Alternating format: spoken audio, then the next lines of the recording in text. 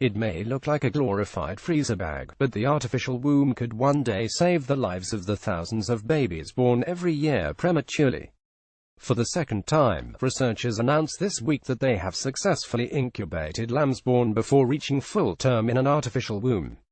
In findings published this week in the American Journal of Obstetrics and Gynecology, researchers from the University of Western Australia, Australia's Women and Infants Research Foundation, and Tohoku University Hospital in Japan reported that several lambs continued to grow during a week-long incubation period in an ex vivo uterine environment dubbed EVE. They appeared healthy when later delivered. The artificial womb system, EVE, used to incubate lambs. Image Women and Infants Research Foundation. It's not the first time that researchers have successfully used such a system to incubate preterm lambs.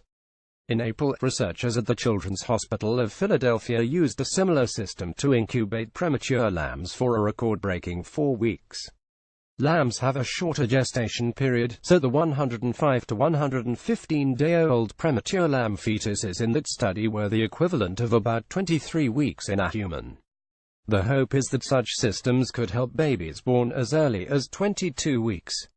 Each year in the United States, approximately 30,000 births are critically preterm, meaning babies are born before 26 weeks of a full 37-week gestation period, while in the UK, approximately 60,000 of births are critically preterm. The system in the new study relies on a fluid-filled plastic bag to keep the lambs alive. A bath of artificial amniotic fluid fills the bag to mimic conditions inside the womb. An external oxygenator fills in for the mother's placenta, converting the oxygen that circulates through the blood system into carbon dioxide (CO2). Like the Children's Hospital study, the Australian and Japanese researchers relied on the fetal heart to power the womb, ensuring that developing hearts and lungs don't get overloaded and giving those organs a chance to develop normally. Before the April study, the maximum duration a lamb fetus had survived in an artificial system was 60 hours, and those animals experienced brain damage. The success, using a fetal-powered system for the second time, is an important step towards having something that could actually be tested in human babies.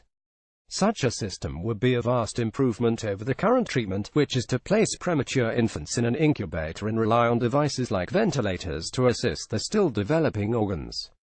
Such new technologies, though, will also inevitably raise new ethical questions. Recently, one researcher pointed out that the availability of artificial womb technology could threaten a woman's right to an abortion, if that right is dependent upon whether a fetus is viable. The technology could also result in premature babies that survive but have lifelong impairments or conditions, raising questions of when it would be appropriate to use such technology. There is still much work to be done before artificial wombs are ready for humans, if they ever are at all.